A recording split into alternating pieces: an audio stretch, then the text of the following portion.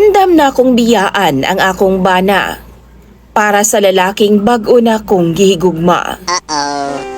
Maayong adlaw kanimo DJ Sam, ingon man na sa imuhang tigpaminaw og viewers ning imong programa. Palihog na lang kog tago sa kung ang tinuod gyud nga pangalan ug tawgan na lang ko sa pangalang Jen.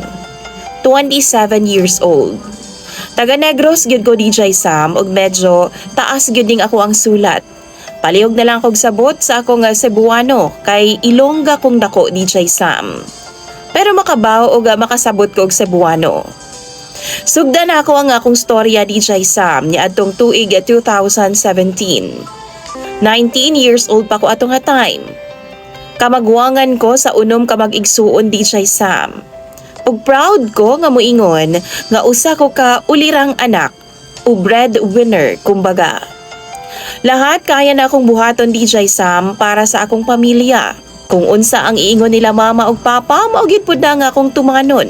One time DJ Sam, na board ko. Nagatrabaho manggod ko sa usa ka mini-mart kaniadto DJ Sam. Nisulat ko sa usa ka lalaki nga suki namo. Gwapo siya, pution, ug gisugo na ako ang mga bata nga ihatag lagi sa iyaha. Kay kaila Manila DJ Sam. Wa ko kahibaw nga sa lain man day nga lalaki nila nahatag ang sulat nako. Didto di ay sa lalaki nga single dad. Wa jud ko kahibaw nga silent stalker pod ay nako siya. Ni-text siya sa kwa DJ Sam. Mao to nag-meet ming duha, wa gyud ko'y feelings para niya. Kay dili gani ko ganahan niya no. Pero sukad ni adtong pag-meet namo DJ Sam, sige na siya padala og mga prutas, bisan unsa na lang gyud. Maunang na-develop na lang hinuon ko sa iyaha DJ Sam. Mao to nagkauyab mi, July to DJ Sam. Pagka Agosto, niuli kog balay, kay birthday man ako. Nikuyog siya DJ Sam. Actually, first time na ako nga nagdala og lalaki sa among balay DJ Sam.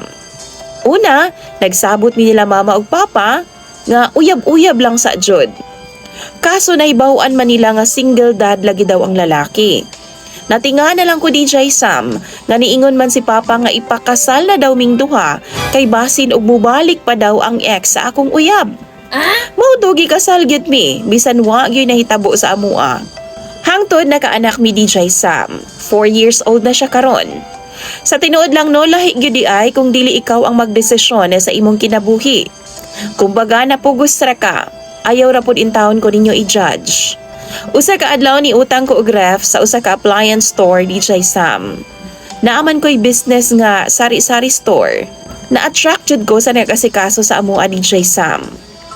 First time na ako na feel og ingon ato. Nalipay ko. Kay ba kong sala DJ Sam pero unsaon man happy gyud ko nga nakaila na ako ang usa ka salesman.